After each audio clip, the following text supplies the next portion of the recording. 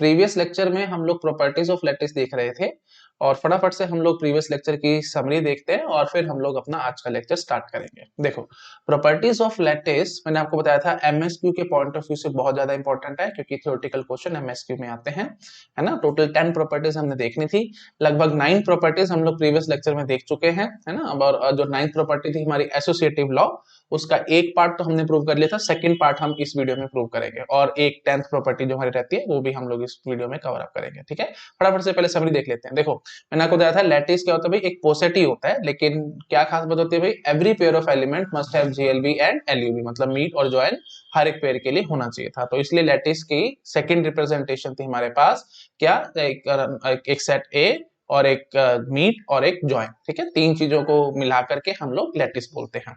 तो पहली प्रॉपर्टी थी हमारी क्लोजर प्रॉपर्टी। तो क्लोजर प्रॉपर्टी क्या कहती है, देखो ए जॉइन और मीट, है ना, ये तीनों चीजों को मिला के हम लैटिस कह रहे हैं। तो हम क्या कह रहे हैं, for all X comma Y which belong to A, मतलब जितने भी पेयर्स मिलेंगे आपको सेट ए में, जितने भी पेयर ऑफ एलिमेंट्स मिलेंगे, हर एक पेयर के लिए एक्स जॉइन वाई और एक्स मीट वाई एग्जिस्ट करनी चाहिए और साथ साथ ए को बिलोंग भी करनी चाहिए। और यही तो सिंपल डेफिनेशन थी लैटिस की। तो बस वही है हमारी क्लोजर प्रॉपर्टी, इसमें कोई नई बात नहीं थी। अच्छा, सेकंड प्रॉपर्टी हमने क्या देखी थी भाई, GLB and LUB of every pair of element is unique. ठीक है, कोई भी पेयर ऑफ एलिमेंट उठा लो, ऐसा नहीं हो सकता कि 2 या 3 आपको जीएलबी या एलयूबी मिल जाए, हर एक पेयर के लिए एग्जैक्टली एक एक जीएलबी और एक एक एलयूबी मिलेगी आपको। ठीक है, आई थिंक याद आ रहा होगा सबको, इस सब की बातें बेसिक कर रखे, मैंने प्रूफ दोबारा मैं नहीं करूंगा। ठीक है, हाँ जी, थर्ड प्रॉपर्टी क्या थी भाई, देखो अगर एक्स और वाई रिलेट कर रहे हैं आपस में, तो x join y will be equal to y and x meet y will be equal to x, मतलब x रिलेट कर रहा है ना y से, तो राइट हैंड साइड वाला उठा लेना भाई ज्वाइन के लिए और लेफ्ट वाला पार्ट उठा लेना भाई मीट के लिए ना। कॉमन सेंस की बात है ये, देखो मैंने प्रूव भी किया था, जैसे x और y आपस में रिलेट कर रहे हैं तो ऐसे डायग्राम में x नीचे होगा और y ऊपर होगा, तो लीस्ट अपर बाउंड अगर आपको चाहिए होगी, यू कैन से ज्वाइन चाहिए होगा तो ऑब्वियसली y आ जाएगा, और मीट चाहिए होगा या ग्रेटेस्ट लोअर बाउंड चाहिए होगा तो ऑब्वियसली x आ जाएगा। सब चीजें मैंने बताई थी आपको प्रीवियस लेक्चर में, बस फटाफट से मैं आपको बस रिवाइज करा रहा हूँ। अच्छा, फोर्थ प्रॉपर्टी हमने क्या देखी थी, यही थर्ड से ही हमने निकाली थी, x is related to y, तो राइट हैंड साइड वाला पार्ट होता था ज्वाइन में और लेफ्ट वाला पार्ट हो जाता था मीट में। तो बस वही चीज है, अगर x और y सेम हो गए तो हमने देख लिया था x join x will be x meet x will be x। ठीक है, इसको हमने आइडेम्पोर्टेंट लॉ का नाम दिया था। अच्छा, सिमिलरली फिर मैंने बताया था आपको, अगर x रिलेट नहीं कर रहा है y से, सॉरी फॉर दैट, हाँ हाइलाइटर यूज करना था, हाँ x अगर नहीं रिलेट कर रहा है y से तो x और y अलग अलग होंगे ऐसे डायग्राम में, तो ऊपर क्या होगा भाई ज्वाइन और नीचे क्या होगा भाई मीट। तो x is related to x join y, y is related to x join y. Similarly, x meet y is related to x meet y is related to y. Common sense की बात है, मेरे ख्याल से मेरे को बोलने की जरूरत नहीं है। ठीक है जी, सिक्स प्रॉपर्टी हमने क्या देखी थी भाई, x meet x join y that will be equal to x and x join x meet y that will be equal to x, है ना। इसका नाम हमने एब्जॉर्प्शन लॉ रखा था, इसी लॉ से ही जो ऊपर फिफ्थ प्रॉपर्टी है वहीं से ही मैंने ये आपको निकाल के दिखाया था, है ना। आई थिंक याद आ रहा होगा सबको, मेरे ख्याल से मेरे को बोलने की जरूरत नहीं है ना। और सेवंथ लॉ क्या था भाई, कॉम्यूटेटिव लॉ, है ना। कॉम्यूटेटिव लॉ तो बिल्कुल सिंपल है कि x join y will be equal to y join x and x meet y will be equal to y meet x, है ना। बिल्कुल सिंपल एकदम, मेरे ख्याल से इसको मैं क्या एक्सप्लेन करूं, बहुत बेसिक से लॉस थे ये सारे, है ना। और इनफैक्ट जो एब्जॉर्प्शन लॉ था ये मैंने एक तो फिफ्थ प्रॉपर्टी का यूज करके निकाला था और साथ साथ अपनी ये जो हमने ऊपर प्रॉपर्टी देखी थी थर्ड और फिफ्थ से हम एब्जॉर्प्शन लॉ ले सकते हैं ना। आपको आई थिंक याद आ रहा होगा, मैं फिर भी लिख देता हूँ, थर्ड एंड फिफ्थ प्रॉपर्टी का मिक्स करके, मिंगल अप करके हमने एब्जॉर्प्शन लॉ निकाल रखा है। आई थिंक याद आ रहा होगा, ये तो बस मैं रिवीजन करा रहा हूँ कुछ नहीं।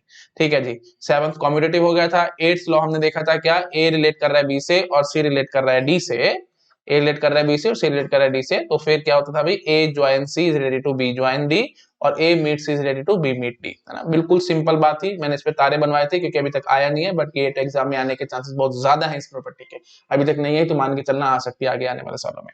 और मैं आपको हमेशा समझाता हूँ जो भी मैं प्रेडिक्शन करता हूँ 1 साल 2 साल 3 साल के अंदर अंदर वो चीजें आ जाती हैं। ठीक है, तो इसको अच्छे से समझ लो, ये बहुत बेसिक सी प्रॉपर्टी थी और मैंने आपको प्रॉपरली प्रूव करके भी दिखाई थी, है ना।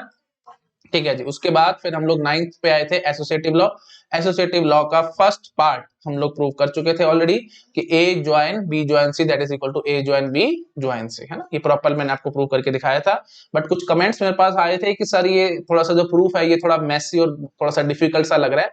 तो जो सेकंड वाला प्रूफ है ना, ये A meet B meet C that is equal to A meet B meet C, है ना, इसको मैं अभी आपको जब प्रूव करूंगा तो वहां पे थोड़ी सी क्लैरिटी करने की कोशिश करता हूं अपने काम में, ठीक है।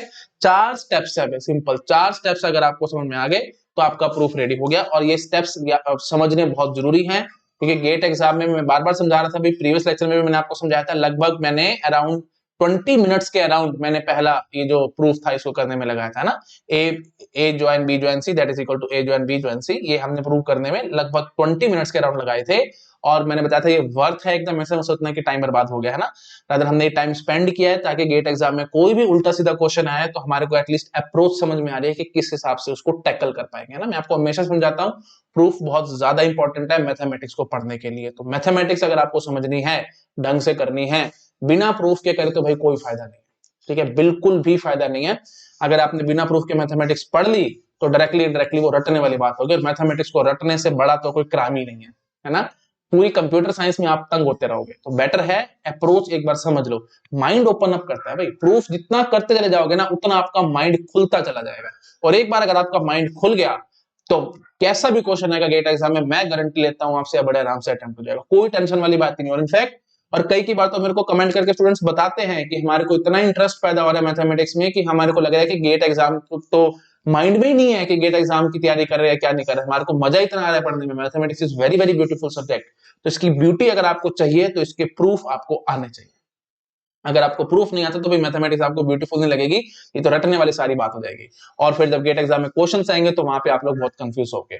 और इनफैक्ट बहुत बड़ी बात मैं आपको बता रहा हूं, अगर आपको चीजों के प्रूफ के साथ आपने कर रखा है ना, चीजें ढंग से समझ रखी है ना, तो क्वेश्चन कैसा भी ट्विस्ट होके आ जाए आप खुद हैरान हो जाओगे कि पता नहीं मैंने ऐसा सोच कैसे लिया, कहा मैं क्वेश्चन को अटेम्प्ट कैसे कर गया।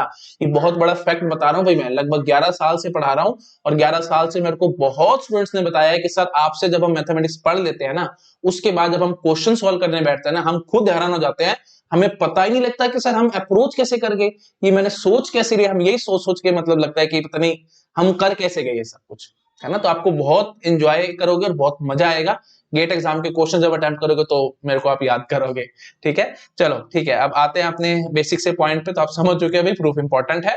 चलो अब मैं जो सेकंड वाला है ना, ये सेकंड वाला जो प्रूव करना है, इसमें मैं स्टेप्स के अकॉर्डिंग आपको समझाता हूं, फिर आपको कभी लाइफ में दिक्कत नहीं आएगी, आपके दिमाग में ये फिट हो जाएगा, ठीक है। मैंने स्टेप्स बना लिए हैं, मैं आपको अब स्टेप्स के अकॉर्डिंग दिखाता हूं ताकि आप लोग कभी कंफ्यूज ना हो कि हम लोग क्या कर रहे हैं, ठीक है जी। अच्छा जी, तो अब हमारे को प्रूव क्या करना है भाई, ये लो है ना, A and B and C that is equal to A and B and C, है ना। हाँ, तो इसके लिए मैंने ये पॉइंट लिख लिया है कि हमारे को ये प्रूव करना है, और अब हम इसका प्रूफ स्टार्ट करते हैं। देखो भाई, इसके लिए ना हम लोग यूज करेंगे 4 स्टेप्स, ठीक है।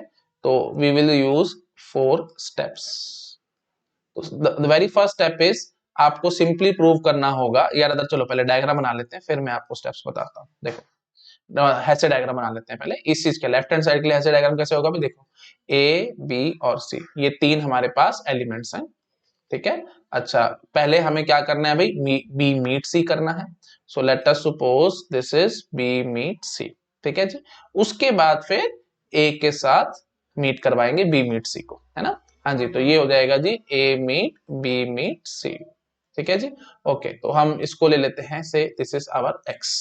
अच्छा, सिमिलरली अब हम अगेन लेंगे ए बी और सी, ठीक है, ए बी और सी, ये पता नहीं डॉट क्यों आती रहती है बीच में चलो ठीक है, हाँ जी, तो ए मीट बी हम पहले करेंगे, ठीक है, और उसके बाद फिर सी के साथ मीट कराएंगे। तो ए मीट बी में लिख लेता हूं, ए मीट बी, और ये क्या हो गया जी, A meet B meet C, ठीक है जी। अच्छा जी, और इसका नाम हम सपोज करो रख लेते हैं वाई। अच्छा जी, इसका नाम हम रख देते हैं से W. Let us suppose this is W, and let us suppose this is say x y z रख देते हैं, चलो है ना, इसका नाम जेड रख देते हैं ताकि थोड़ा सा सीक्वेंस में लगेगा आपको, और कुछ नहीं। ये हम रख देते हैं जेड, और ये हम रख देते हैं जी डब्लू, ठीक है। एक बार ऊपर चेकिंग कर लेते हैं कि नाम थोड़ा सा ना सेम रखेंगे तो थोड़ा सा अच्छा लगेगा, और कुछ नहीं, है ना। जो हमने ऊपर नाम रखे थे ये चलो कोई बात नहीं, अब ऊपर नाम तो मैंने लगी रख लिए थे, डी ई एफ जी रख लिया था, यहाँ पे मैंने एक्स वाई जेड डब्ल्यू रख लिया है, तो ठीक है, इट हार्डली मैटर्स। हमारे को बस मेन जो क्रक्स है हमारे को बस वो पकड़ दिया, नाम में कोई इतनी बात नहीं है। बट अगर आपको फिर भी लग रहा है तो मैं नाम चेंज कर भी सकता हूँ, बाकी ठीक है, चलने देते हैं, इसी को चलने देते हैं। ठीक है, चलो स्टार्ट करते हैं भैया ना, एक्स वाई जेड डब्ल्यू हमने ऐसे नाम रख लिए, ठीक है, अपने माइंड में रखना भाई, ठीक है। तो जो सबसे नीचे आया है वो एक्स आया है, उसके ऊपर जेड है, और यहाँ सबसे नीचे वाई है और उसके ऊपर डब्ल्यू है। ठीक है जी, चलो अब शुरू करते हैं। हमारे पास ना 4 स्टेप्स हैं जो हमारे को फॉलो करने हैं, तो we have to use 4 steps. ठीक है, ओके। तो स्टेप नंबर 1 क्या होगा भाई? स्टेप नंबर 1 होगा, हम किसी तरीके से प्रूव करेंगे कि x जो है, x is lower bound of set A B C. ठीक है, x is lower bound of set A B C. A B C जो हमारा सेट है, इन तीनों का लोअर बाउंड है x। हम किसी तरीके से इसको प्रूव करेंगे। उसके बाद फिर हम कोई से ले लेते हैं, से d ले लेते हैं। ठीक है, so d is lower bound, हम ऐसे एक बार लिख लेते हैं अच्छे से, let d be lower bound of A B C. ठीक है, let D be any lower bound, let D be any lower bound of ABC, मतलब कोई और लोअर बाउंड है ना, मतलब जैसे एक्स एक लोअर बाउंड है, ऐसे ही कोई डी हमने कोई भी लोअर बाउंड उठा लिया है ऑफ एबीसी सेट, और हम फिर घुमा फिरा करके प्रूव करेंगे कि and we will prove D is related to X। ठीक है, तो फिर अगर हम ये चीज प्रूव कर गए और मैंने बोला कि D कोई भी लोअर बाउंड है ABC का और D रिलेट कर रहा है X से, तो मतलब जितने भी लोअर बाउंड होंगे वो सारे X से रिलेट कर रहे होंगे, तो इसका मतलब क्या हो गया भाई? X हमारा ग्रेटेस्ट लोअर बाउंड हो गया। ठीक है, तो हम डायरेक्टली क्या प्रूव करेंगे?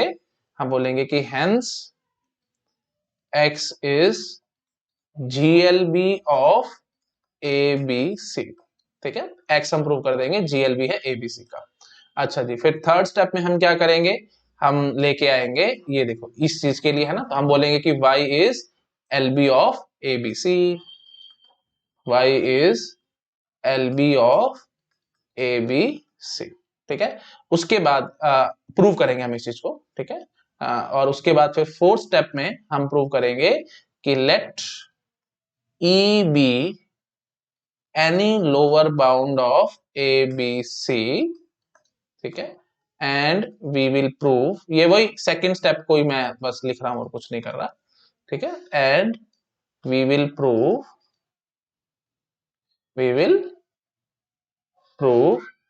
E is related to Y। ठीक है, E is related to Y, और अब E कोई भी लोअर बाउंड था, है ना, E बहुत सारे लोअर बाउंड्स होंगे, तो E हमने उनमें से कोई भी एक लोअर बाउंड में से कोई भी पिक कर लिया है, और अब मैं क्या कह रहा हूँ भाई, E हमारा Y से रिलेट कर रहा है, तो इसका मतलब लोअर बाउंड में जितने भी एलिमेंट्स होंगे वो सारे के सारे Y से रिलेट कर रहे होंगे, तो डायरेक्टली मैं क्या कह दूंगा भाई, Y हमारा ग्रेटेस्ट लोअर बाउंड है ना, मतलब Y जो लोअर बाउंड के सेट में जितने भी एलिमेंट्स हैं उन सब में से ग्रेटेस्ट है, उन सब में से ग्रेटेस्ट है, इसका मतलब क्या हो गया भाई, Y हमारा, Y जो होगा वो ग्रेटेस्ट लोअर बाउंड हो जाएगा, है ना, तो हम बोल देंगे hence Y is GLB of set ABC। ठीक है, हम इस चीज को बोल देंगे कि ये Y हमारा ग्रेटेस्ट लोअर बाउंड है ABC का, और फिर बस अब हम क्या कहेंगे, रादर 4 स्टेप हो चुके हैं, तो जबरदस्ती का अगर आपको स्टेप डालना है, या यहीं पे लिख देता हूं मैं, तो अब यहीं पे हम कह देंगे कि hence D and E, sorry X and Y, sorry for that, X और Y चल रहा था ना हमारा, हाँ, hence X and Y are GLB of same set ABC। Okay, और आगे आपको पता है कि but GLB for every set of elements in lattice is unique, so X is equal to Y। ठीक है, आई थिंक आप समझ पाए, बिल्कुल वही अप्रोच, कुछ भी नहीं है। ठीक है, hence X is equal to Y, वहां पे हमने बोला था कि LUB इज यूनिक, अब यहां बोल देंगे GLB इज यूनिक, है ना, आई थिंक क्लियर हो गया होगा सबको, बस यही हमारी अप्रोच रहेगी। तो I think just to summarise, मैं फटाफट से क्या करूंगा भाई, सबसे पहला काम होगा किसी भी तरीके से, ये देखो मैं ऊपर दिखाता हूँ, किसी भी तरीके से हम प्रूव करेंगे कि ये जो हम, क्योंकि प्लान, एक बार प्रूफ अगर आपको कोई करना है ना, किसी भी चीज को अगर आपको प्रूव करना है मैथमेटिक्स में, तो सबसे बेसिक ये होता है, पहले तो प्लान करो कि ये कैसे होगा एग्जैक्टली। ठीक है, और बस उसके बाद प्लान को एग्जीक्यूट कर दो। तो मेरा प्लान क्या रहेगा, मैं किसी तरीके से पहले प्रूव करूंगा कि जो हमारा x है ना, ये हमारा लोअर बाउंड है। ठीक है, lower bound of set A B C. अच्छा, उसके बाद फिर मैं कोई और लोअर बाउंड पकड़ दूंगा इसी सेट ए बी सी की, और उस लोअर बाउंड को किसी तरीके से एक्स के साथ रिलेट कर दूंगा। तो डायरेक्टली इनडायरेक्टली मैं क्या कह रहा हूं, ये देखो मैं ये कहना चाह रहा हूं लोअर बाउंड में बहुत सारे एलिमेंट्स होंगे। ये देखो डायरेक्टली इनडायरेक्टली मैं ये कहना चाह रहा हूं, ये देखो जैसे ये ए बी और सी है, इसके लोअर बाउंड में बहुत सारे एलिमेंट्स होंगे। ठीक है, और ये इन इन सब एलिमेंट्स की क्या खास बात होगी भाई, लोअर बाउंड है तो इसका मतलब ये सारे के सारे एलिमेंट ये ए बी सी से रिलेट कर रहे होंगे, है ना, ये सभी के सभी रिलेट कर रहे होंगे। और खास बात क्या है भाई, जितने भी लोअर बाउंड्स मिल रहे हैं ना, वो सारे के सारे लोअर बाउंड एक्स के साथ रिलेट कर रहे होंगे। ठीक है, समझ पा रहे हो, जितने भी लोअर बाउंड में एलिमेंट मिल रहे हैं वो सारे के सारे एक्स के साथ रिलेट कर रहे होंगे। तो ऑब्वियस ही बात है भाई, एक्स क्या हो जाएगा, greatest lower bound for the set ABC. समझ रहे हो कि नहीं, ये हमारे हैं एबीसी। तो एबीसी से लोअर बाउंड ऑब्वियसली नीचे होगा, तो नीचे बहुत सारे एलिमेंट्स होंगे, और वो उन सारे एलिमेंट्स की क्या खास बात होगी भाई, हर एक एलिमेंट एबीसी तीनों से लिंक हो रहा होगा, और इनमें से मैंने ग्रेटेस्ट निकालने की कोशिश करी, और ये हम मान लेते हैं, let us use different colour, ये है हमारा एक्स। ठीक है, दिस इज एक्स, और इस एक्स की क्या खास बात है भाई, सारे के सारे एलिमेंट इस एक्स से रिलेट कर रहे हैं। तो बस ये हमारा फिर क्या हो जाएगा जी, ग्रेटेस्ट लोअर बाउंड। तो इसको मैं कैसे प्रूव कर रहा हूं, पहले तो मैं ये प्रूव करूंगा कि एक्स लोअर, ऑब्वियस ही बात है भाई, ग्रेटेस्ट लोअर बाउंड प्रूव करने के लिए पहले आपको क्या प्रूव करना पड़ेगा कि वो लोअर बाउंड है। तो पहला स्टेप मैंने यही किया है कि एक्स हमारा लोअर बाउंड है, हमने इस चीज को किसी तरीके से प्रूव करना है। ठीक है, हम प्रूव करेंगे कि x जो है, x is our lower, x is in the lower bound of the set ABC.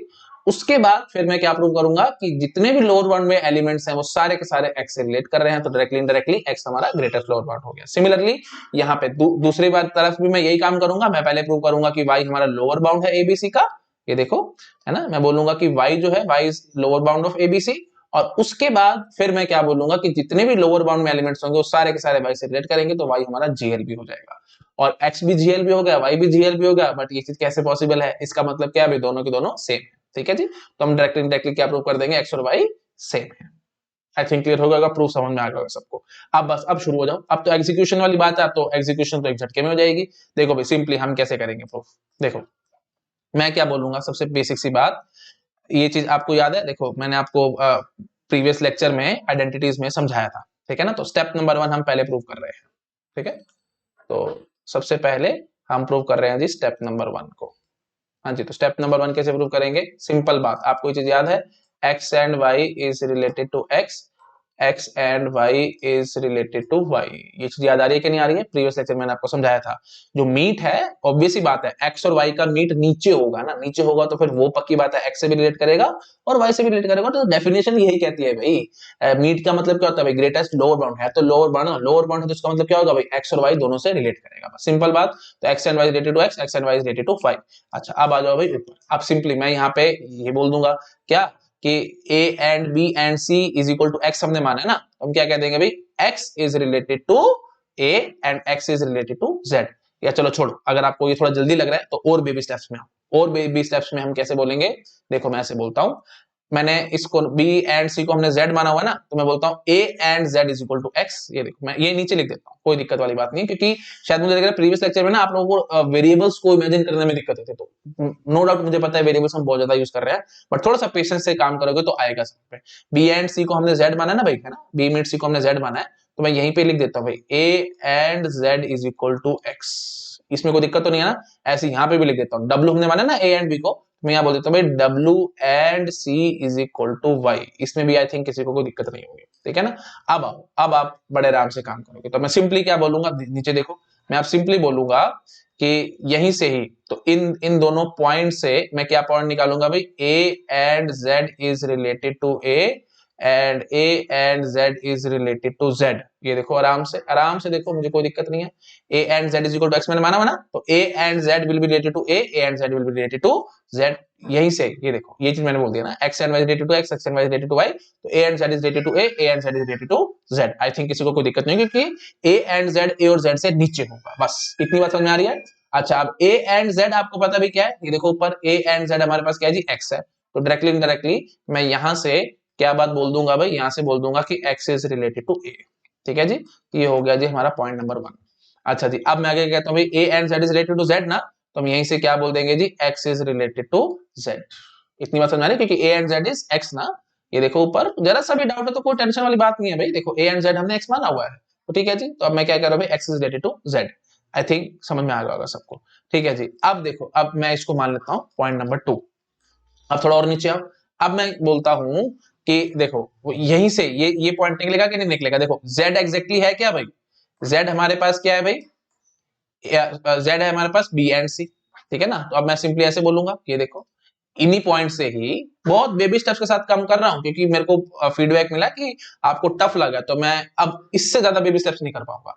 तो B and C will be related to B, and B and C will be related to C, इसमें तो किसी को doubt नहीं है। अच्छा जी, B and C है क्या जी, जेड है, तो मैं यहां से क्या कह दूंगा भाई, Z is related to B, और बी एंड सी हमारे को पता क्या है जी, जेड है, तो Z is related to C. अच्छा अब देखो भाई, इसको मान लो 3, इसको आप मान लो 4, लो जी। अब मैं बोलूंगा X is related to Z, Z is related to B. Transitivity आपको पता है फुलफिल होनी है, क्योंकि लेटिस भी एक पोसेट है तो पक्की बात है ट्रांसटिविटी तो आनी है। हाँ जी, तो X is related to Z, Z is related to B, तो X is related to B, है ना। तो हम यहां से लिख देते हैं, लो मैं आगे लिख देता हूं, फ्रॉम 2 एंड 3 आप क्या बोलोगे जी, X is related to B. उसके बाद फिर नीचे लिख देता हूं, law from X is related to B हो गया। अच्छा जी, और 2 एंड 4, ठीक है, फ्रॉम 2 एंड 4, ठीक है, फ्रॉम 2 एंड 4 आप क्या कहोगे जी, X is related to C, ठीक है जी। अच्छा जी, तो अब देखो भाई, x is related to A, X is related to B, X is related to C, यही तो होता है लोअर बाउंड प्रूव करने का तरीका। कोई लोअर बाउंड प्रूव करने का मतलब क्या है भाई, जो भी लोअर बाउंड में होगा, ये देखो मैं ऊपर आपको भी समझा के भी आया था कि जो भी एलिमेंट लोअर बाउंड में होगा वो ए बी और सी तीनों से लिंक होना चाहिए। तो डायरेक्टली इनडायरेक्टली मैंने एक्स को बता दिया कि ये तीनों से लिंक हो रहा है, ए बी और सी तीनों से लिंक हो रहा है, बस हमारा लगभग अब काम खत्म, ठीक है जी। तो अब स्टेप नंबर 1 हमारा हो गया, ठीक है जी। तो हम डायरेक्टली क्या कह देंगे कि hence hence x is L B of A B C, ठीक है। अच्छा जी, अब आओ जी स्टेप नंबर 2 पे। स्टेप नंबर 2 देखो क्या कहेगा, स्टेप नंबर 2 क्या कहता है भाई, आपको कोई और लोअर बाउंड मानना है। तो हमने लोअर बाउंड में क्या बोला था, ऊपर स्टेप में देख के आओ, कोई वेरिएबल लेंगे ताकि कंफ्यूजन ना आए, डी, हम लेते हैं डी। तो मैं बोलूंगा कि let D be any L B of A B C, ठीक है। डी है हमारे पास LB B of A B any, एनी L B of A B C, ठीक है, कोई भी लोअर बाउंड ले लिया हमने ए बी सी का डी।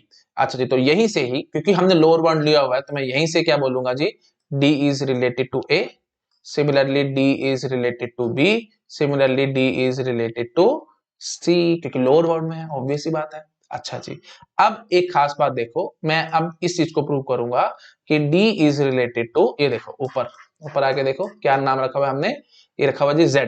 तो मैं किसी तरीके से प्रूव करूंगा कि D is related to Z, ठीक है, D is related to Z। ये कैसे प्रूव करोगे, देखो बहुत सिंपल है।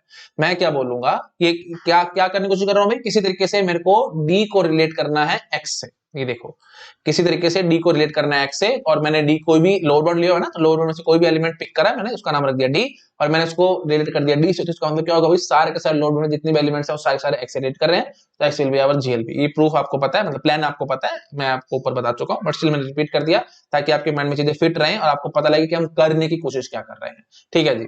तो देखो भाई, D is related to z, इस चीज को हम लोग कैसे प्रूव करेंगे, देखो बहुत सिंपल है।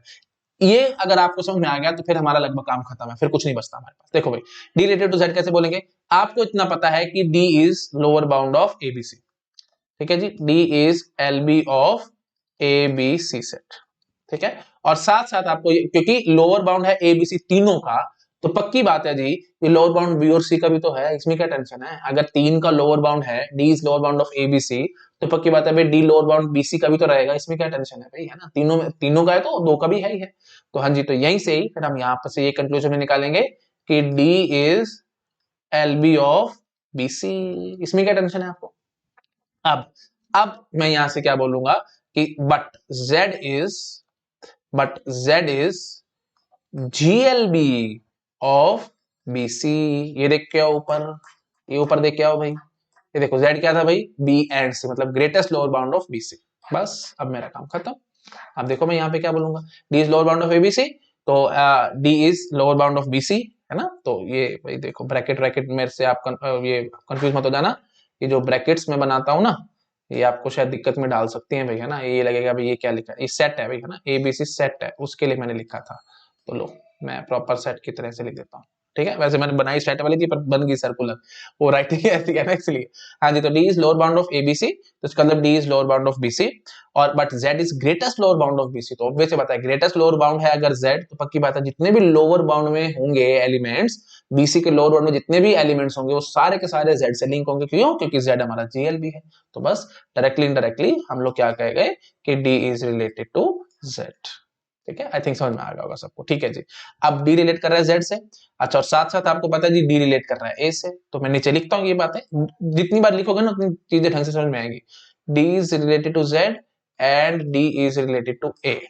ठीक है जी, तो इसका मतलब क्या हुआ कि जो हमारा डी है, डी लोअर बाउंड हो गया जेड और ए का। ठीक है, D is related to Z, D is related to A, तो यहां से क्या बोलेंगे भाई, D is lower bound of Z comma A set.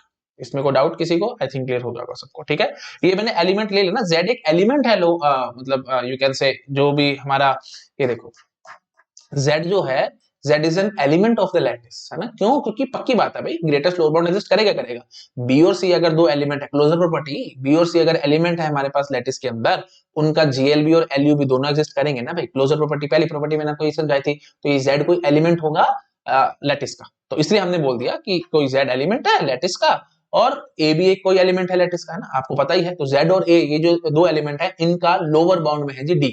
अच्छा, अब यहीं से ही अब देखो एक बात ये भी समझो, जो हमारे पास x है, x is GLB of z comma A set.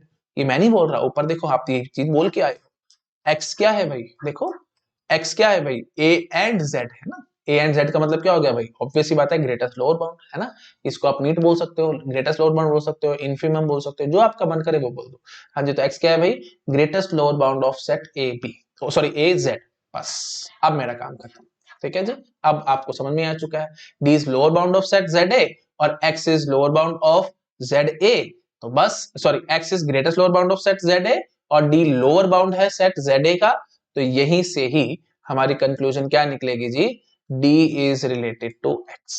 बस, तो फाइनली अब यहां से क्या बोलेंगे जी, x is GLB of ABC set. ठीक है, आई थिंक समझ में आ गया होगा सबको मैं क्या कहने की कोशिश कर रहा हूं। ठीक है जी, आई थिंक क्लियर हो गया होगा सबको। तो हमने डायरेक्टली प्रूव कर दिया कि जो x है हमारा, x is greatest lower bound of set ABC। अब हमारी बात बचती है जी इसको y को प्रूव करना कि ये भी ग्रेटेस्ट लोअर बाउंड है ऑफ सेट ABC। ठीक है जी, देखो बहुत सिंपल।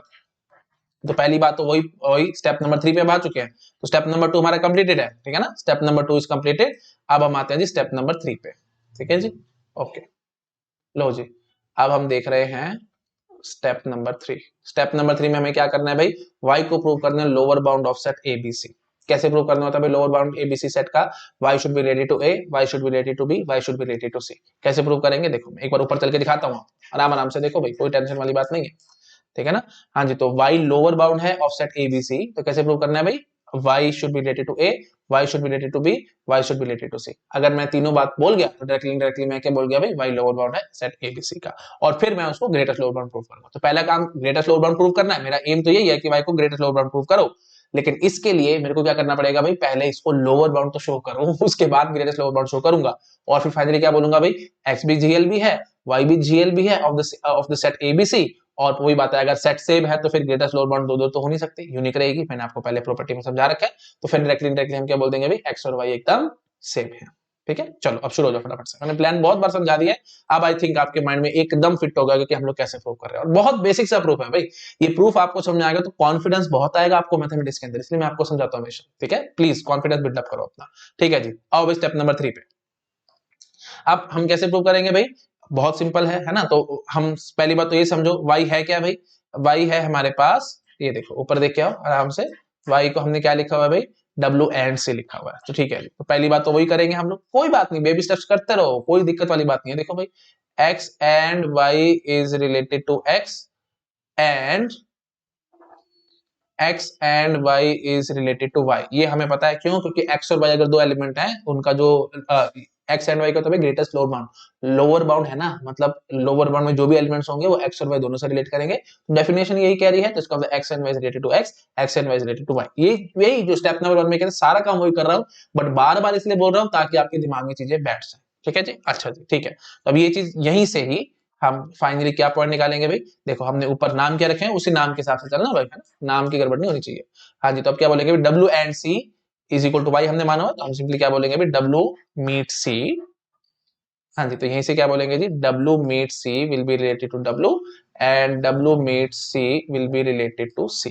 ठीक है जी, अच्छा डब्ल्यू मीट सी क्या है जी, हमारा वाई है, तो यहीं से ही हम फाइनली क्या बोल देंगे जी, Y is related to W and Y is related to C. ठीक है जी, अब थोड़ा सा नंबर मैं नहीं लिखता, थोड़ा सा टाइम बचाता हूँ। ठीक है जी, वाई इज रिलेटेड टू सी ये हमारा प्रूव हो चुका है। अब ए और बी प्रूव करना है कि Y is related to A और बी, तो वो कैसे करेंगे, बहुत सिंपल है। देखो Y is related to W ना, अब देखो भाई डब्ल्यू हमारा क्या था भाई, डब्ल्यू था हमारा ए एंड बी, ऊपर चेक करके आओ, जरा सा भी डाउट है तो चेक कर लो फटाफट से।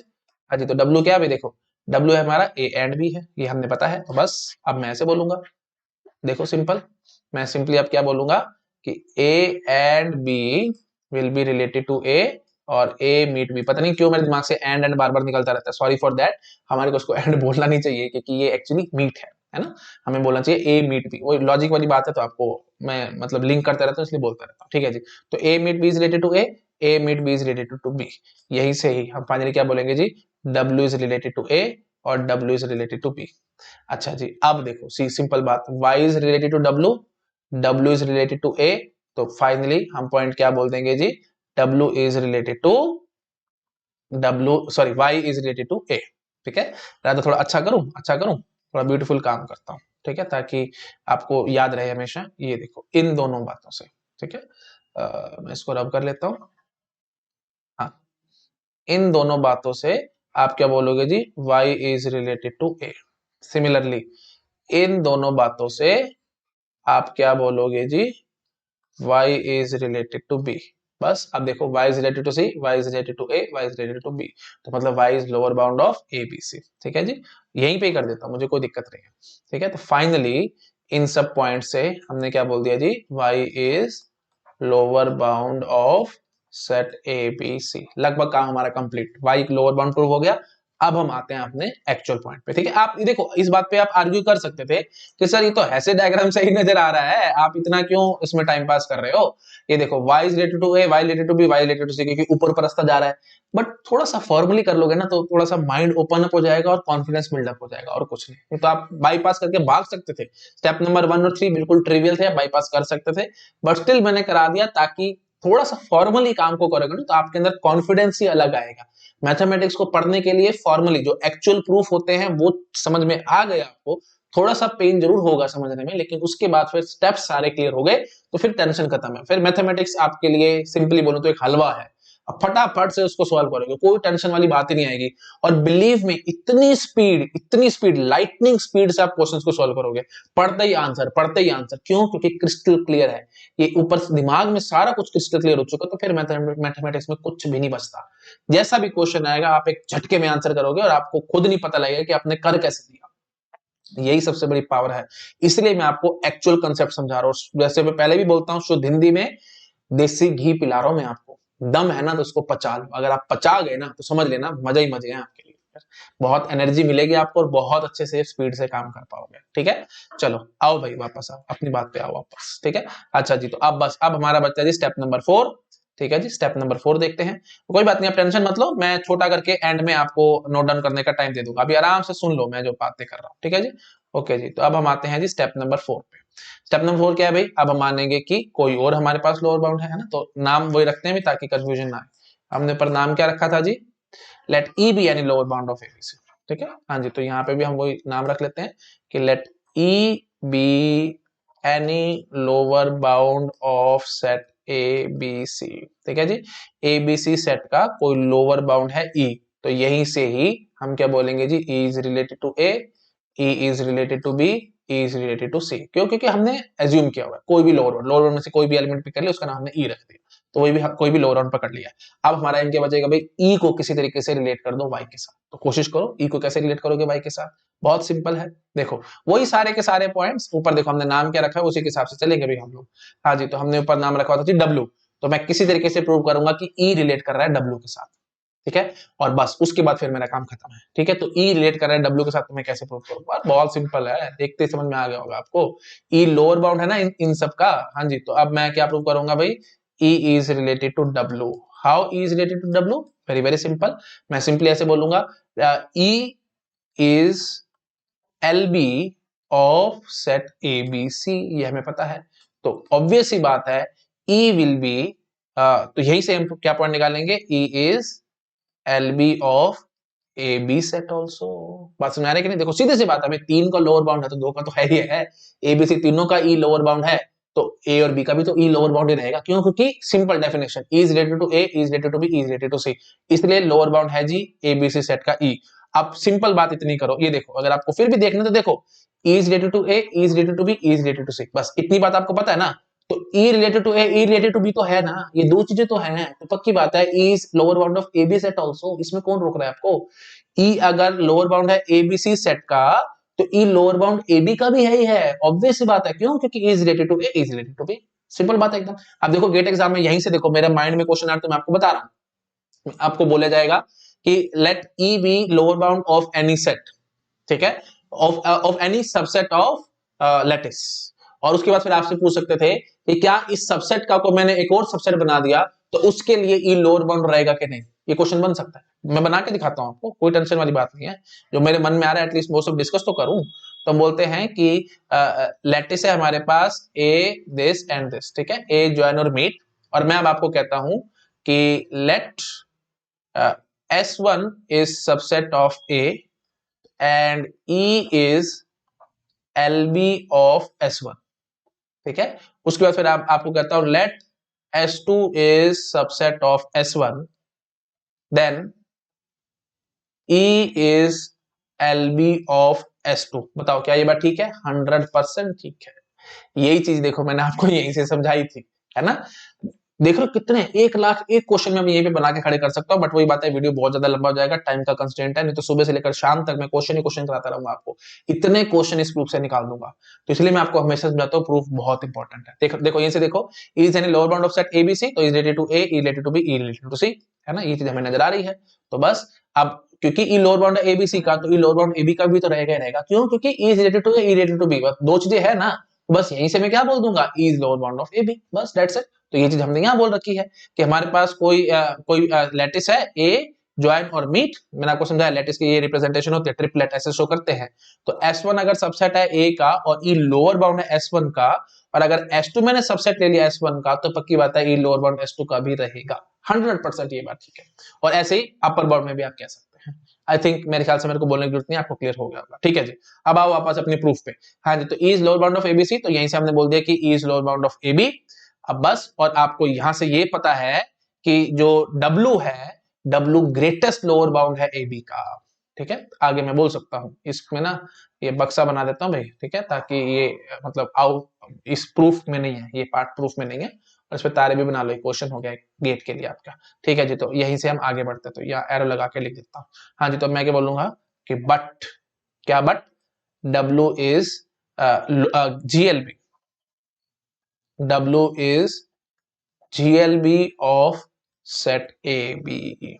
और अगर ग्रेटेस्ट लोअर बाउंड हो तो उसमें जितने भी लोअर बाउंड एलिमेंट्स होंगे सारे के सारे W से लिंक करेंगे। और E लोअर बाउंड में है ना AB सेट के, AB सेट का जो भी लोअर बाउंड है उसमें E है, और W ग्रेटेस्ट लोअर बाउंड है, तो जितने भी लोअर बाउंड एलिमेंट्स होंगे सारे के सारे ग्रेटेस्ट से तो लिंक करते करते आपको पता है। तो बस ठीक है जी। तो but W is GLB of AB, तो यहीं से हम फाइनली क्या पॉइंट निकालेंगे कि E is related to W। बस अब लगभग लगभग मेरे काम खत्म है। अब मैं क्या बोलूंगा, अब मैं सिंपली यहीं से क्या बोलूंगा कि E is related to W। Next में क्या बोलेंगे कि E is related to W and E is related to C, ठीक है। हाँ जी, तो यहीं से फाइनली हम क्या बोलेंगे कि E is lower bound of set W, C, ठीक है जी। बस अब हमारा लगभग काम खत्म है। अब मैं क्या बोलूंगा कि but Y is GLB of W, C। ये देखो आराम से, ऊपर जरा सा भी डाउट है तो ऊपर चल के फटाफट दिखा करो भाई, ठीक है। देखो मैं दिखाता हूं आपको ऊपर, हाँ जी, ये देखो ऊपर हमने क्या बोला भाई, W is GLB of AB। अच्छा, और Y जो है ये देखो, Y क्या भी W and C है, तो मतलब W GLB या W meet C is Y, तो W meet C is Y, तो Y is GLB of WC set. W, C का जो सेट है उसका Y हमारा GLB है, और हम अभी E को क्या प्रूव करके आए हैं, W और C का लोअर बाउंड। बस तो ऑब्वियस सी बात है भाई, तो ग्रेटर से तो लिंक करना ही करना पड़ेगा, है ना। आई थिंक समझ गए होगे आप लोग। तो लो भाई, but Y is GLB of WC, है ना, और E is lower bound of WC, तो सिंपली हम क्या कहेंगे, इन दोनों बात से क्या बोलेंगे कि E should be related to Y। तो E क्या था भाई, कोई भी लोअर बाउंड था, तो उसका मतलब कोई भी लोअर बाउंड आप पकड़ दो वो Y से लिंक जरूर होगा। तो यहीं से हम लोग फाइनली क्या बोल देंगे कि Y is GLB of set ABC। ठीक है, बस अब नीचे पॉइंट क्या लिख देंगे कि अर्लियर, अभी थोड़ी देर पहले हमने क्या प्रूव किया था कि X is also GLB of set ABC, ठीक है, and GLB is unique for every set, ठीक है, GLB is unique for, थोड़ा अच्छे से लिखे, every subset of lattice, ठीक है, GLB is unique for every subset of lattice, hence X is equal to Y। ये हो गया जी पूरा प्रूफ, नो डाउट टाइम लगाया, बट अगर आपको समझ में आया तो सोचो कितना कॉन्फिडेंस बिल्डअप हुआ होगा आपके अंदर। ठीक है, आई थिंक क्लियर हो गया सबको। अब जो मैंने स्टेप्स के अकॉर्डिंग समझाया, आई थिंक मैंने अब पूरा स्ट्रक्चर्ड वे में क्लियर किया है, तो जो भी डाउट्स थे वो सारे आपके क्लियर हो गए होंगे। ठीक है जी, चलो अब हम आते हैं जी अपनी 10th प्रॉपर्टी पे। ठीक है जी, अच्छा एक बार छोटा कर देता हूँ, है ना, मैंने आपको बोला था कि छोटा कर दूंगा और आप आराम से इसको नोट डाउन कर लेना। आई थिंक एक स्क्रीन में आना तो भाई मुश्किल है, चलो पहले आराम आराम से ना स्टेप बाय स्टेप कर लो भैया, ना थोड़ा सा बड़ा है ये और कुछ नहीं। इसको पहले आराम से यहाँ से नोट डाउन करना शुरू करो, पॉज कर लो, नोट डाउन करो। ठीक है, कर लिया होगा नोट डाउन। अब यहाँ से यहाँ तक नोट डाउन करो आराम से। ठीक है, कर लिया, चलो अब थोड़ा सा जो बच गया था वो भी कर लो। ठीक है जी, चलो ओके। अब यहाँ तक हमारी होगी 9 प्रॉपर्टीज कंप्लीट। अब हम आते हैं जी 10th प्रॉपर्टी पे। ठीक है, वापस बड़ा कर लेते हैं, और अब हम आते हैं जी अपनी 10th प्रॉपर्टी पे। 10th प्रॉपर्टी है जी हमारी डिस्ट्रीब्यूटिव लॉ, या अच्छे से बोलो तो distributive law does not hold for every lattice. ये बात आपको याद रखनी है भाई, हर एक लैटिस के लिए डिस्ट्रीब्यूटिव लॉ होल्ड नहीं करता। ठीक है, प्लीज ये बहुत इंपॉर्टेंट बात है भाई, distributive law hold for lattice और नॉट, नो, हर एक लैटिस के लिए नहीं करता। एक स्पेशल टाइप ऑफ लैटिस होता है हमारे पास जिसको कहा जाता है डिस्ट्रीब्यूटिव लैटिस, उसमें डिस्ट्रीब्यूटिव लॉ होल्ड करता है। ठीक है, मैं लिख देता हूं रादर, चलो नीचे लिखते हैं।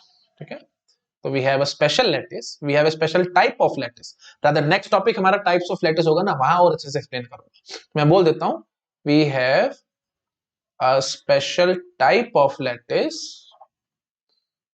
special type of lattice called distributive lattice,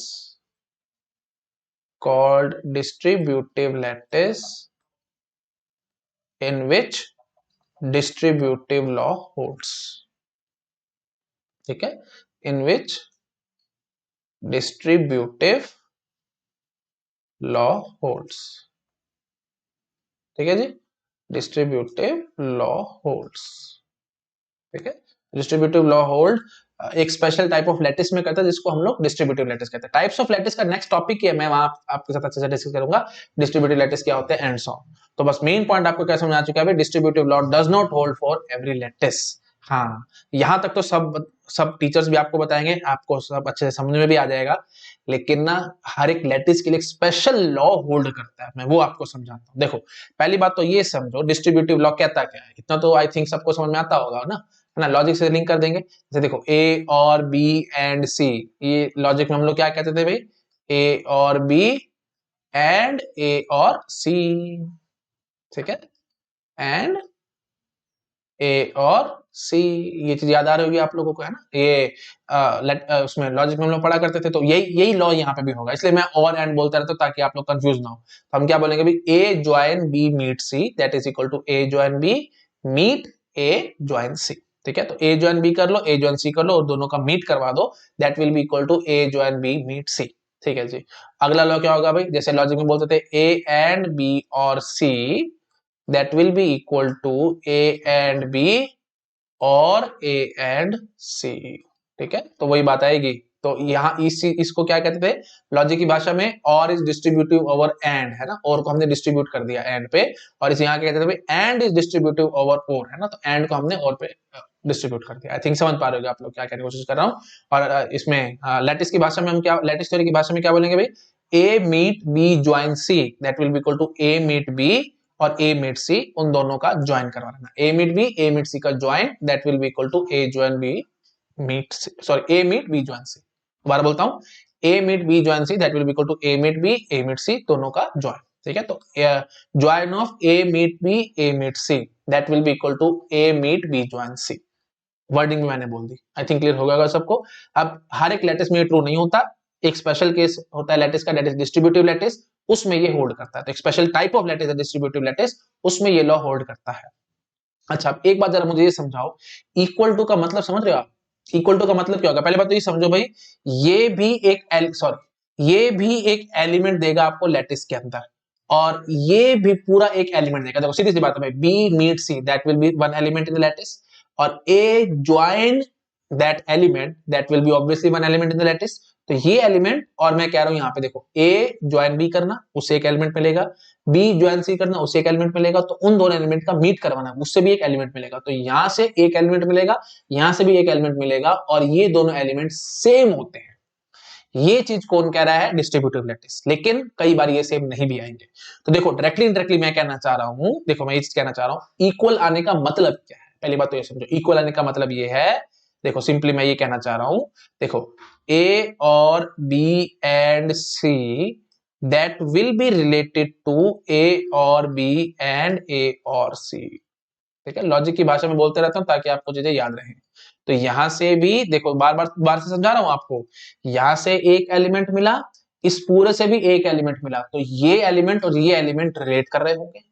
साथ साथ हम ये भी बोल के आए होंगे एंड में कि ए और बी एंड ए और C that will be related to A और बी एंड सी, ये चीज रही होगी। और फिर हमने यहां से एक बड़ी कंक्लूजन निकाली होगी, क्या? ये देखो मैं एक बार ब्रैकेट ब्रैकेट लगा देता हूं भाई ताकि आपको समझ में आए। बार बार समझा रहा हूं भाई, बार बार समझा रहा हूं, ये एक एलिमेंट देगा, ये भी एक एलिमेंट देगा। तो मैं क्या कह रहा हूं भाई, जैसे यहां से x मिला और यहां से y मिला, मैं लिखता हूं ऐसे आप नहीं समझोगे। यहां से सपोज कर लो x मिला, यहां से सपोज करो y मिला पूरे से। तो अब यहां से वही बात है, मैंने मान रखा है y और यहां से मैंने क्या मान रखा है भाई x। तो मैं क्या कर रहा हूं भाई, x रिलेट कर रहा है y से, y रिलेट कर रहा है x से, इसीलिए हमने कंक्लूजन में बोल देते थे कि x is equal to y। ये चीज समझ में आ रही है कि कंक्लूजन में क्यों बोल रहा हूं? क्योंकि एवरी लैटिस इज अ पोसेट, और पोसेट की क्या खास बोलते हैं भाई? Antisymmetric relation. एंटीसिमेट्रिक की क्या खास बोलते हैं भाई? अगर x रिलेट कर रहा है y से, y रिलेट कर रहा है x से, तो पक्की बात है x और y बराबर होने चाहिए। तो हमने वही कंक्लूजन निकाल दी कि x रिलेट कर रहा है y से, y रिलेट कर रहा है x से, तो इसका मतलब x और y बराबर होने चाहिए। आई थिंक क्लियर हो रहा होगा सबको मैं क्या कहने की कोशिश कर रहा हूं। ठीक है, तो अब होता क्या है, जो डिस्ट्रीब्यूटिव लैटिस होगा उसमें ये दोनों चीजें ट्रू आ जाती है, ये चीज और ये चीज डिस्ट्रीब्यूटिव लैटिस में ट्रू आ जाती है। प्लीज बहुत बहुत बहुत इंपॉर्टेंट पॉइंट है अभी जो मैं समझाने की कोशिश कर रहा हूं, मत सोचना एक्स्ट्रा है, बहुत इंपॉर्टेंट पॉइंट है। अभी तक गेट एग्जाम में नहीं आया है, बट अभी आगे आने वाले सालों में चांसेस हैं, इसलिए बहुत ध्यान से और आराम से मैं आपको पढ़ा रहा हूं, और आप भी टाइम लगा करके आराम से समझो मैं क्या कहने की कोशिश कर रहा हूं। बात समझ आ रही है? जो डिस्ट्रीब्यूटिव लैटिस होगा, जो स्पेशल टाइप ऑफ लैटिस है, उसमें ये भी होल्ड करता है और ये भी होल्ड करता है, दोनों होल्ड करते हैं। लेकिन जो नॉर्मल लैटिस होगा, मतलब डिस्ट्रीब्यूटिव हो या ना हो, मतलब कोई भी एक नॉर्मल लैटिस मैंने पकड़ दिया, उसमें इन दोनों में से एक लो होल्ड करता है, एक नहीं करता है। तो मैं आपको बता देता हूं कौन सा करता है और कौन सा नहीं करता है। देखो भाई, मैं तो ऐसे याद रखता हूं, बाकी आपकी मर्जी, आप जैसे याद रख लेना। और वाली बात है ना, और एक्स्ट्रा आ रहे हैं ना, तो ये वाला होल्ड करेगा, ये वाला होल्ड नहीं करेगा। वही बात है, सिंपल बात मैं ऐसे कहता हूं, देखो ऐसे समझाता हूं। कोई भी लेटिस आप पकड़ लो दुनिया का, उसमें ये लॉ हमेशा होल्ड करेगा, इस वाले लॉ पे क्वेश्चन मार्क होता है भाई, ठीक है, ये होल्ड कर भी सकता है और नहीं भी कर सकता। दोबारा से बोलता हूं, कोई भी दुनिया का लेटिस पकड़ लो, उसमें ये लॉ हमेशा होल्ड करेगा, इस लॉ के बारे में मैं कुछ कह नहीं सकता होल्ड करे या ना करे। अगर ये वाला भी होल्ड करता है तब तो वो लेटिस बन जाता है डिस्ट्रीब्यूटिव लेटिस, अगर ये वाला होल्ड नहीं करता है तो फिर ऑब्वियसली वो लेटिस डिस्ट्रीब्यूटिव नहीं है। बट ये हर एक लेटिस में होल्ड करेगा। तो ये क्वेश्चन अभी तक गेट एग्जाम में नहीं आया है, ठीक है। तो ये सिंपली क्या कर रहा है, डिस्ट्रीब्यूटिव लॉ तो होल्ड नहीं कर रहा है, बट ये और ये आपस में रिलेट करते हैं ईच एंड एवरी लेटिस के अंदर, ठीक है, जिसको हम लोग बोल सकते हैं डिस्ट्रीब्यूटिव इनइक्वालिटी। डिस्ट्रीब्यूटिव लॉ तो हमें पता है कि वो तो हमेशा इक्वली करेगा, तो ये हो जाएगी डिस्ट्रीब्यूटिव इनइक्वालिटी, ठीक है, मतलब ये चीज होल्ड कर रही है, आधा पार्ट इनइक्वालिटी हो गया ना, आधा पार्ट होल्ड करता है और आधा पार्ट होल्ड नहीं करता है। आई थिंक समझ में आ रहा होगा सबको मैं क्या कहना चाह रहा हूं। तो सिंपल बात भाई, in each and every lattice this law is always true और this law may or may not be true. लेकिन अगर ये वाला भी law you can say true हो गया, तब हम क्या कह देंगे भाई जी, तब हम क्या कह देंगे, this is a distributive lattice. I think clear हो रहा होगा। और वही बात है, मैंने रफली लिखा है भाई, ए बी सी कोई भी रैंडम एलिमेंट्स मैंने पकड़ लिए, तो मतलब हम सिंपली क्या कहेंगे भाई, for all A, for all B, for all C in the set A. ये बात समझ में आ रही है कि नहीं आ रही है? अगर आप प्रॉपर्ली डिफाइन करना चाहते हैं डिस्ट्रीब्यूटिव लॉ को, तो आपको ऐसे बोलना चाहिए था भाई, ठीक है, मैं इधर इधर करता हूं।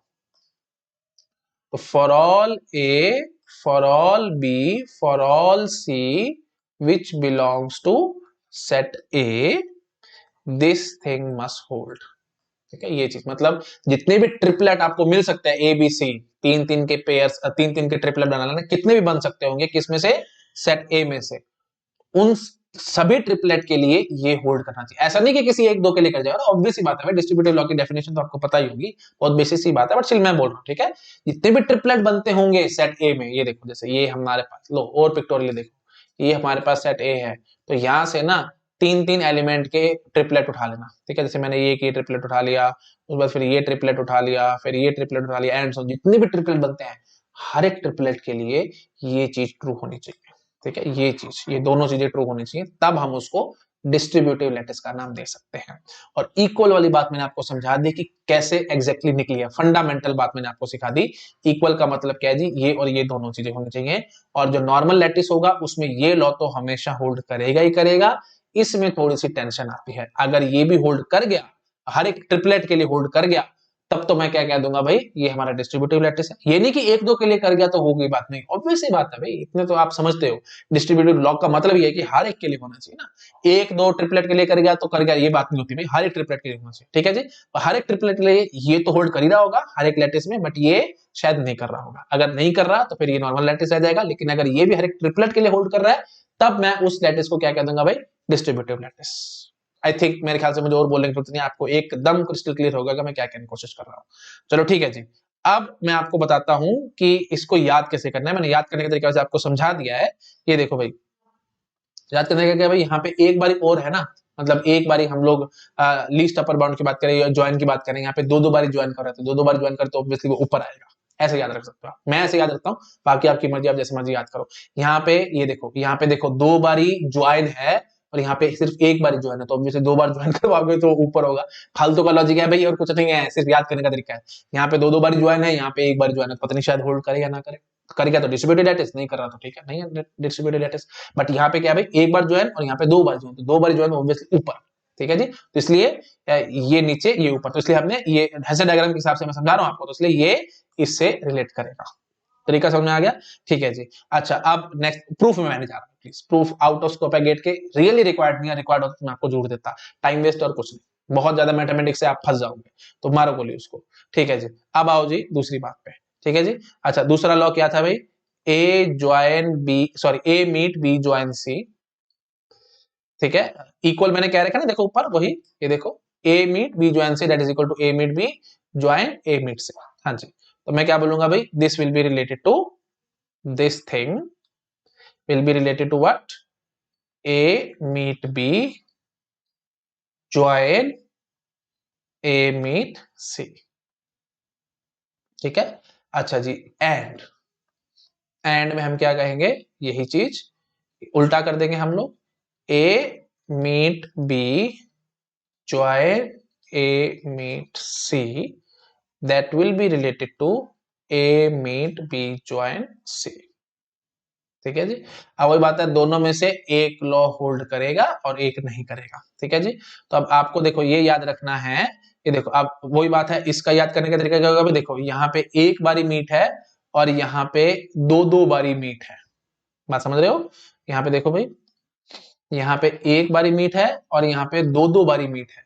तो ऑब्वियसली बात है, दो दो बारी मीट कराओगे, आपको दो दो दो बॉस बोलते हैं कि meet me in my office, meet me in my office, तो आपका सिर बहुत ज्यादा झुक जाएगा ना, आप बहुत ज्यादा टेंशन, एक बॉस ने बोला कि meet me in my office, तो आपको थोड़ी टेंशन पैदा हुई। दूसरे बॉस ने फिर बोल दिया meet me in my office, तो दो दो बॉस ने अगर आपको बोल दिया कि meet me in my office, तो आपका तो सिर ही घूम जाएगा, पता नहीं क्या हो रहा है मेरे साथ। तो वही बात है, मतलब आप बहुत ज्यादा झुक जाओगे, है ना।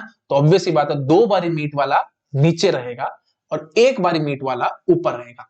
किसी एक बंदे को बोला, आपके फ्रेंड को एक बॉस ने बोला कि meet me in my office, वो थोड़ा टेंशन फ्री होगा, ठीक है मिल लेंगे।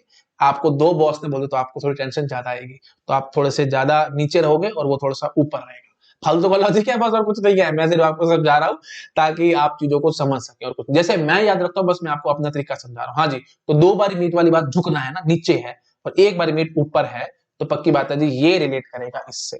ठीक है जी, तो ये याद रखना आपको, ये हर एक लैटिस में ट्रू रहेगा, लेकिन ये किसी किसी लैटिस में ट्रू रहेगा। जिस भी लैटिस में ये वाला लॉ भी होल्ड कर गया, ये वाला लॉ जिस भी लैटिस में होल्ड करेगा, तो वो डिस्ट्रीब्यूटिव लैटिस हो जाएगा। ठीक है। अच्छा जी, तो आई थिंक समझ पा रहे हो, हर एक पेयर के, हर एक ट्रिपलेट के लिए बार बार मत बोलो, अभी टाइम वेस्ट होगा, कुछ नहीं, आप लोग कंफ्यूज हो गए, आप समझ पा रहे हो कि मैं क्या कंफ्यूज कर, इंट्यूशन को पकड़ो मैं जो बोल रहा हूँ। ठीक है जी, तो ये क्या है जी, ये वाला तो हर एक लैटिस में होल्ड करेगा, इस पे क्वेश्चन मार्क लगा देना। ठीक है, ये होल्ड कर भी सकता है और नहीं भी कर सकता, तो अगर कर गया तो डिस्ट्रीब्यूटिव लैटिस बन जाएगा, अदरवाइज नहीं बनने वाला। आई थिंक समझ में आ रहा होगा सबको मैं क्या कहने की कोशिश कर रहा हूँ। ठीक है जी, तो ये हर लैटिस में ट्रू रहेगा। अच्छा वही बात है, मैंने आपको प्रूफ तो दिया नहीं है, बट फिर भी चेकिंग करानी तो मैं चेकिंग कराता हूँ। और वही चीज है, देखो मैंने यहाँ पे वो चीज बोली नहीं, तो अब ये देखो, जैसे इसको मान लो x, इसको मान लो y, फिर ये हो गया जी y और ये हो गया जी x, तो x is related to y and y is related to x, तो यहां से कंक्लूजन का निकल आएगा जी x is equal to y। तो इसीलिए डिस्ट्रीब्यूटिव लैटिस में हम कहते हैं कि a meet b join c that is equal to a meet b join a meet c। I think बिल्कुल वही जो मैंने ऊपर समझाया है, ऊपर भी मैंने आपको ये चीज समझाई है ना भाई, देखो ऊपर भी मैंने यही चीज आपको क्लियर करने की कोशिश की थी, ये देखो ऊपर भी यही चीज मैंने क्लियर की थी कि ये a join b meet c that is equal to a join b meet A join C, है ना। ये तो हर जगह ट्रू हो रहा है, बट ये किसी किसी में ट्रू हो रहा है, जिसमें ट्रू हो रहा है दैट इज डिस्ट्रीब्यूटिव लैटिस। और वही बात अभी देखो, x is related to y and y is related to x, तो यहीं से हमने कंक्लूजन निकाला था कि x is equal to y, और फिर यहीं से ही हमारा ये लॉ बन गया था डिस्ट्रीब्यूटिव लॉ। ठीक है, आई थिंक आप समझ पा रहे हो मैं क्या कंक्लूजन, क्योंकि इक्वल टू कहने का मतलब यही है, ये इससे रिलेट कर रहा है और ये इससे रिलेट कर रहा है, तभी हम कह पा रहे हैं दोनों चीजें बराबर है। बार बार समझा रहा हूं, ये भी कोई एक एलिमेंट है लैटिस का, ये भी कोई एक एलिमेंट है लैटिस का, प्लीज ध्यान रखना, कंफ्यूज मत होना। ऐसे ये भी एक एलिमेंट है लैटिस का, ये भी पूरा एक एलिमेंट है लैटिस का, तो ये इससे रिलेट कर रहा है, ये इससे रिलेट कर रहा है, तभी हम कंक्लूजन में बोल पाते हैं कि ये दोनों चीजें बराबर है। आई थिंक क्लियर होगा अगर सबको मैं क्या कहने की कोशिश कर रहा हूँ। ठीक है, तो वही बात है, मैंने सब आपको अच्छे से एक्सप्लेन कर दिया, तो यहीं से हमने देख लिया x related to y, y related to x, तो यहीं से x is equal to y। I think clear हो गया होगा सबको। अच्छा जी, अब वही बात है, जरा सा भी कंफ्यूजन आ रहा है, जरा सी भी दिक्कत आ रही है, तो गेट एग्जाम में बैठे बैठे भी आप थोड़ा थोड़ा प्रैक्टिस कर सकते हैं। एग्जाम्पल के थ्रू समझा, थोड़ा सा आपको समझ में आएगा, एग्जाम्पल देखो और क्लियर हो जाएगा। यहाँ पे ये देखो, जैसे अगर आपको याद आ रहा हो, ये मैंने एक आपके सामने लैटिस बनाया था, याद है आपको, मैंने इसका नाम भी बताया था आपको। ठीक है, हाँ जी, तो इसका नाम मैंने आपको बताया था क्या भाई, काइट लैटिस, याद है। चलो मैं यहाँ रखता हूँ ए बी सी, ये डी, और ये ले लेते हैं हम ई। ठीक है, ए बी सी ले लेते ताकि मेरे को देखने में आसानी हो। तो यहाँ पे देखो भाई क्या होल्ड करेगा और क्या नहीं होल्ड करेगा, देखो A A join B meet C that is equal to A join, sorry हाँ, ए मीट बी ना, A meet B join A meet, sorry A join C. ठीक है, A join B meet A join C. ठीक है, हाँ जी, A join B meet C that's will be equal to A join B meet A join C. वही बात है, याद रखना, तो वही बिल्कुल बेसिक सी बात है भाई, ये हमारा डिस्ट्रीब्यूटिव लॉ नॉर्मल लॉजिक में था, वही है मैंने, तो ए और B and C that is equal to A और बी एंड ए और सी, ये बात है, और डिस्ट्रीब्यूटिव और एंड, यहाँ पे हम चेक करते हैं क्या ये आता है कि नहीं आता। सिंपल सीधा क्वेश्चन आ जाएगा भाई, ये डिस्ट्रीब्यूटिव लॉ होल्ड कर रहा है इसके लिए कि नहीं। इनफैक्ट एक बहुत ब्यूटीफुल थ्योरम भी है, वो मैं आपको नेक्स्ट क्लास में समझाऊंगा, डिस्ट्रीब्यूटिव लैटिस जब टॉपिक पे आएंगे डिटेल में वहां पे आपको सिखाऊंगा, ठीक है। तो ये काइट लैटिस में नाम इसलिए आपको बताया था डिस्ट्रीब्यूटिव लैटिस के लिए, ये डिस्ट्रीब्यूटिव लैटिस नहीं होता, ठीक है। और इनफैक्ट किसी भी लैटिस में अगर ये सब लैटिस है ना, वो भी डिस्ट्रीब्यूटिव नहीं होगा। वही बात है, सब लैटिस मैंने आपको समझाया नहीं, तो मैं इतनी ज्यादा डिटेल में नहीं जा सकता। लिंकिंग द डॉट्स बैकवर्ड जो स्टीव जॉब्स ने बताया था, इसलिए मैंने एक वर्ड बोल दिया ताकि आपके माइंड में फिट हो जाए कि ये लैटिस अगर सब लैटिस निकला किसी भी लैटिस के अंदर, तो पक्की बात है वो लैटिस भी डिस्ट्रीब्यूटिव नहीं होगा। समझ में आ रहा होगा सबको मैं क्या कहना चाह रहा हूं। चलो अब आगे जब आएगी ना, जब बात आएगी एग्जैक्टली डिस्ट्रीब्यूटिव लैटिस की, तो आपको ये बात याद आएगी, तो आप चीजों को लिंक कर पाएंगे। इसलिए मैं दो चार बातें एक्स्ट्रा बोलता रहता हूँ, ठीक है जी। अच्छा, तो ये होल्ड तो नहीं करने वाला, तो फिर वही बात है कौन सा होल्ड करेगा, मैंने आपको समझाया था। देखो यहाँ पे एक बारी जो है ना, यहाँ पे दो बारी जो है ना, तो पक्की बात है ये इससे रिलेट करेगा। चेक करना तो मैं चेक कराता हूं, देखो भाई फटाफट से करो। अब बी ज्वाइन सी बोलो भाई फटाफट से, बी मीट सी, बी मीट सी नीचे ई आ रहा है। अच्छा जी, तो ए ज्वाइन ई बोलो भाई, ए ज्वाइन ई, देखो ए और ई आपस में रिलेटेड है ना, तो ये आपको ए देगा, ठीक है जी। अब ये देखो भाई ए ज्वाइन बी बोलो भाई, ए ज्वाइन बी ऊपर डी मिल रहा है, ए ज्वाइन सी बोलो भाई ऊपर डी मिल रहा है, तो डी मीट डी भाई आपको पता है जी क्या होता है जी डी, तो देखो कहां बराबर है ये, है ना। अच्छा मैंने क्या कहा था भाई, ये देखो मैंने अभी क्या बोलता भाई, ये इससे रिलेट करेगा, मतलब ये देखो आप देख पा रहे हो भाई A will be related to D, obvious सी बात है भाई, देखो ए और डी रिलेटेड है, प्रूव हो गया। आई थिंक समझ में आ गया होगा सबको, ठीक है। बट उल्टा ऑब्वियसली नहीं प्रूव कर रहा, टी तो नहीं रिलेट कर पा रहा है इसे, बट ए रिलेट कर रहा है डी से। सिमिलरली दूसरे वाला लॉ भी चेक करते हैं, मैं दूसरा वाला इधर दिखा देता हूँ, ठीक है। हाँ जी, तो ये क्या था जी, A meet B join C, ठीक है जी, that will be equal to A meet B join A meet C. Check करते हैं, आप देखो मैंने क्या समझाया था आपको, लॉजिक क्या समझाया था, तरीका क्या था याद करने का। यहाँ पे दो बारी मीट है, तो अगर आपको दो बॉस ने बोल दिया कि मीट मीट माय फिश, तो आप थोड़ा सा झुक जाओगे, और यहाँ पे एक बारी मीट कहा गया, तो पक्की बात है ये इससे रिलेट करेगा, ठीक है। चेक करते हैं हम, फटाफट से चेक करो। देखो भाई बी ज्वाइन सी बोलो फटाफट से, B join C is D, और ए मीट डी, ए और डी तो आपस में रिलेटेड है, तो यहां से क्या निकलेगा जी ए। अच्छा जी, अब बोलो भाई ए मीट बी बोलो भाई, ए मीट बी नीचे ई है, और ए मीट सी नीचे ई है, तो ई join E is obviously E, और आपको पता है जी ई रिलेट कर रहा है ए से, देखते ही आपको नजर आ रहा है, नजर आ रहा है कि नहीं आ रहा, ई रिलेट कर रहा है इससे। बस आपको आई थिंक क्लियर होगा सबको मैं क्या करने की कोशिश कर रहा हूँ, ठीक है। तो क्वेश्चन के थ्रू भी मैंने आपको दिखा दिया। अच्छा वही बात है, मेरे मन में आ रहा है, मैं कंट्रोल नहीं कर पा रहा, तो मैं आपको ये चीज भी बता देता हूँ। देखो भाई आपको याद है मैंने एक और लैटिस आपको दिखाया था, पेंटागोनल लैटिस, ठीक है। अब वही बात है, पेंटागन मेरे से बनेगा नहीं, चलो कर रहा हूं कोशिश, बन तो जाएगा ऐसी बात नहीं है। लो जी, इधर लो, ये है जी हमारा पेंटागोनल लैटिस। तो अगर पेंटागोनल लैटिस भी, तो किसी भी लैटिस के अंदर सब लैटिस है, वो भी डिस्ट्रीब्यूटिव लैटिस का भी नहीं बनता। ये थ्योरम है भाई, मैंने आपको नेक्स्ट क्लास में पढ़ानी है, बट स्टिल अभी लिंकिंग द डॉट बैकवर्ड वाली बात है, इसलिए मेरे से कंट्रोल नहीं, और मैंने साथ साथ आपको बता दिया, ठीक है। ये दो लैटिस ऐसे है भाई, ठीक है, ये दो लैटिस ऐसे है, अगर ये किसी भी लैटिस के अंदर सब लैटिस बन के बैठ गए ना, तो ये वो लैटिस भी कभी भी डिस्ट्रीब्यूटिव लैटिस नहीं बनेगा। तो मतलब ऐसे समझ लो, ये वो है भाई, मतलब बग्स हैं ये, है ना, तो ये मतलब वायरस है, तो किसी भी प्रोग्राम में आ गई ये, तो उस प्रोग्राम को खराब कर देंगे। तो वही बात है भाई, या तो ये या ये, किसी भी लैटिस के अंदर सब लैटिस बन के बैठेंगे, तो वो वाले लैटिसेस कभी भी हमारे डिस्ट्रीब्यूटेड लैटिस नहीं होंगे। और बोथ वे होता है, इफ एंड ओनली, मतलब अगर कोई मैंने लैटिस पकड़ा, उसमें मैं ना तो ये एज ए सब लैटिस देख पा रहा हूं, और ना ही ये एज ए सब लैटिस देख पा रहा हूं, तो आंख बंद करके बोलूंगा वो डिस्ट्रीब्यूटिव है। बस यही दो है जो सबसे बड़ी दिक्कत पैदा करते हैं। समझ में आ गया, ठीक है, नहीं तो मैंने आगे बात करनी है, बट स्टिल मैं बोल दिया, मुझे पता है काफी स्टूडेंट्स के ऊपर से गई होगी बात, बट कोई टेंशन वाली बात नहीं है, क्योंकि अभी आपको सबलाइटिस का मतलब ही नहीं पता। जब अभी सबलाइटिस ही नहीं पता, तो फिर मैं जितना मर्जी बोलूं आपको समझ नहीं आएगा। बट वही बात बार बार समझा रहा हूँ, स्टीव जॉब्स वाली बात, लिंकिंग द डॉट्स बैकवर्ड। तो अगर ये चीज आपके अभी माइंड में फिट हो गई, तो नेक्स्ट लेक्चर में ये चीज आपको रिवाइज होगी, और आप अच्छे से चीजों को लिंक कर पाएंगे, ठीक है। चलिए ओके, ठीक है, थैंक यू सो मच। तो हमने टोटल 10 प्रॉपर्टीज अपनी अच्छे से कंप्लीट कर ली है। मैं एक बार इसको छोटा कर देता हूं, और आप लोग अपनी जो 10th प्रॉपर्टी है उसको भी नोट डाउन कर लो। और छोटा करने से तो भाई मुझे लग रहा है दिखेगा नहीं, ठीक है, 2 पार्ट्स में नोट डाउन कर लेना। यहां से शुरू करो फटाफट। Distributive law does not hold for every lattice, यहां तक नोट डाउन करो। कर लिया? चलो अब ये बचा हुआ पार्ट भी नोट डाउन कर लो। ठीक है, चलो ओके, ठीक है, ठीक है, थैंक यू सो मच।